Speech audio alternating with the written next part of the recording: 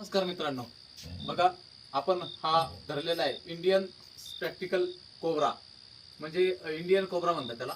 तर हा आम्ही पकडलाय आणि त्याला रेस्क्यू केलाय आणि त्याला जंगलात सोडण्यासाठी चाललोय. तर इथून पुढे उन्हाळा सुरू होतोय आणि उन्हाळा म्हटला, टेम्परेचर वाढल्यानंतर साप हे थंड जागी असतात आणि त्याला पकडलंय. आता ह्या दिवसामध्ये इथून मागे हिवाळ्यामध्ये दिसत नव्हते, पण मात्र असे विषारी साप तुम्ही बघू शकता. याच्यामध्ये न्यूरोटॉक्सिक नावाचं विष असतं आणि याचा जर बाईट्स झाला तर साधारणपणे मनुष्य एक 45 मिनिटापर्यंत होऊ शकतो. त्याला जे काही अँटीव्हेनम असतं ते गरजेचं असतं. तर हा अशा पद्धतीनं साप आहे, त्याने खाल्लेलं आहे काहीतरी, मला वाटतं बेडूक उंदीर वगैरे काही खाल्लेलं असणार. आणि ह्या सापाला आता आम्ही दूर जंगलामध्ये नेलंय. मी असं इन्स्ट्रुमेंट घेतलंय बघा, याच्यामध्ये ते दाब देतं.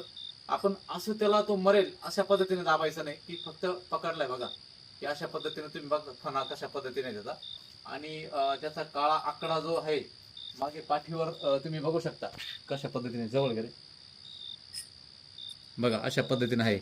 तर आता याला आपण जंगलामध्ये रेस्क्यू करून त्याला सोडण्यासाठी मी त्या ठिकाणी जात आहे. मी आतापर्यंत शेकडो साप धरले, त्याच्यामध्ये धामण, त्यानंतर पटेरी मण्यार आणि इंडियन कोब्रा, म्हणजे जो प्रॅक्टिकल कोब्रा आपण त्याला म्हणतो, हा कोब्रा आहे. तर प्रॅक्टिस असेल तरी हाताने धरायचं नाही.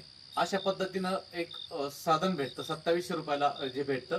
आणि हे पकडून तो आपण आता शेतीचं काम सुरू असताना साधारण हे साप आपल्याला नेहमी दिसतात. अतिशय विषारी न्यूरोटॉक्सिक प्रकारचं साप असतं बघा, कशा पद्धतीनं तो फणा काढतोय. आणि त्याला आता आम्ही आलोय जंगलामध्ये सोडायला. गोणी ही